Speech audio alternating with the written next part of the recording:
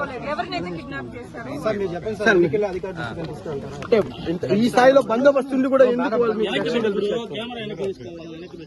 తెలుగుదేశం నాయకులకు బందోబస్తు ఉంది. ఇక్కడ ఉన్నటువంటి కార్పొరేటర్లకు కానీ మాకు కానీ ప్రజాప్రతినిధులకు మాట్లాడే బందోబస్తు లేదు.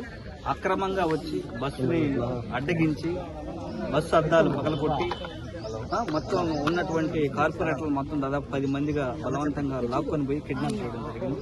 ఈ రోజు ఎలక్షన్ కోరం కూడా లేదు. మరి ఎలక్షన్ ఆఫీసర్ ఎలా ఎలక్షన్ నిర్వహిస్తాడో మేము అదే మాకు అర్థం. ఖచ్చితంగా మేము దీని మీద ఎలక్షన్ కమిషన్ కి అలాగే న్యాయ పోరాటం కూడా దీని మీద చేస్తాం. ఖచ్చితంగా ఇక్కడ నుంచి మా దగ్గర నుంచి తీసుకెళ్లినటువంటి 10 మంది కార్పొరేటర్లు కిడ్నాప్ చేసినటువంటి 10 మంది కార్పొరేటర్లు వచ్చే వరకు మేము ఇక్కడే ఉండి వాళ్ళు వస్తే గానీ మేము ఎలక్షన్ పార్టిసిపేట్ చేసే అవకాశం లేదు.